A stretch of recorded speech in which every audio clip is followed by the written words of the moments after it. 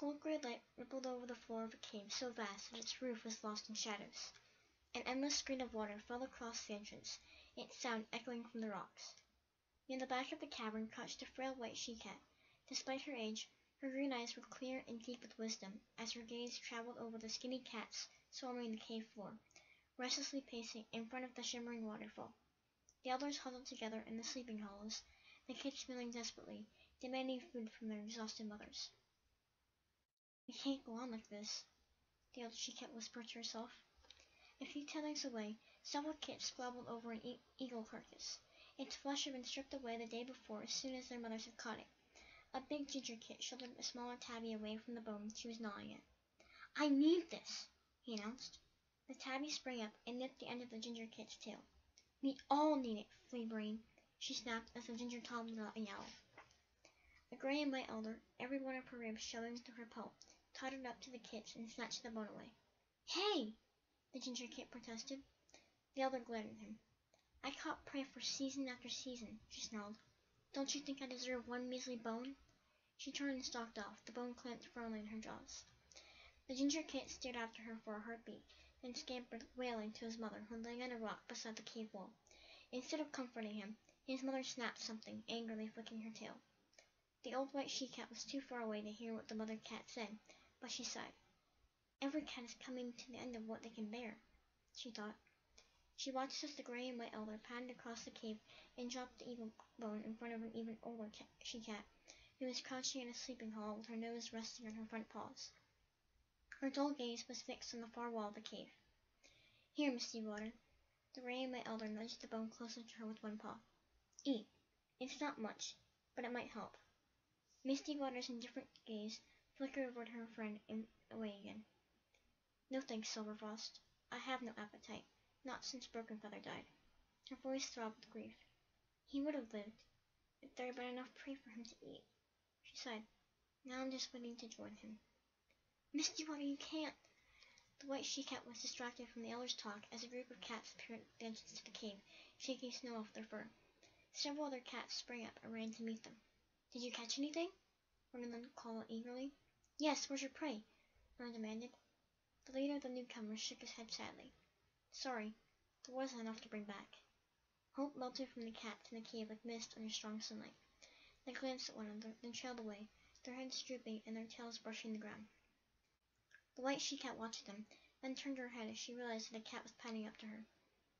Though his muzzle was gray with age, and his golden tabby fur thin and patchy, he walked with a confidence that showed he had once been a strong and noble cat. "Halfmoon." He greeted the white she-cat, settling down beside her and wrapping his tail over his paws. The white she-cat let out a faint growl of amusement. "You shouldn't call me that, lion's roar," she protested. "I've been the teller of the pointed stones for many seasons." The golden tabby tom sniffed. "I don't care how long the others have called you Stone Teller. You'll always be Halfmoon to me." Halfmoon made no response, except to reach out her tail and rested on her old friend's shoulder. "I was born in this cave," Lion's roar went on. "But my mother, Shyfawn, told me about the time before we came here, when you lived beside a lake, sheltered beneath trees." Halfmoon sighed faintly. "I am the only cat left who remembers the lake, and the journey we made to come here. But I have lived 3 times as many moons here in the mountains than I did beside the lake, and the endless rushing of the waterfall now echoes in my heart." She paused, blinking, then asked, "Why are you telling me this now?" Lions were hesitated before replying. "Hunger might kill us all before the sun shines again, and there's no more room in this cave." He stretched out one paw and brushed Halfmoon's shoulder fur. "Something must be done." Halfmoon's eyes stretched wide as she gazed at him. "But we can't leave the mountains," she protested, her voice breathless with shock. "Jason promised. He made me the teller of the pointed stones because this is our destined home." Lion's roar met her intense green gaze. "Are you sure Jason was right?" he asked. "How could he know what was going to happen in the future?" "He had to be right," Halfmoon murmured.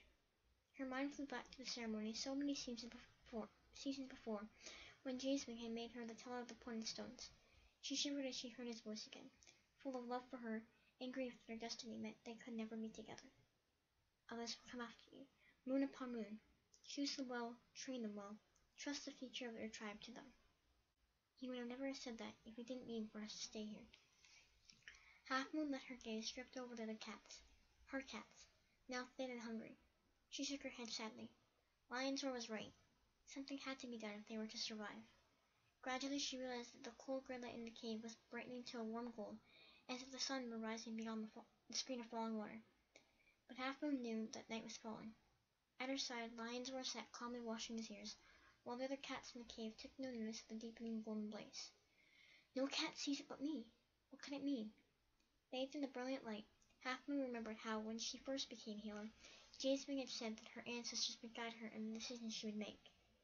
That sometimes she would see strange things that meant more than they first appeared. She had never been directly aware of her ancestors, but she had learned to look out for the signs.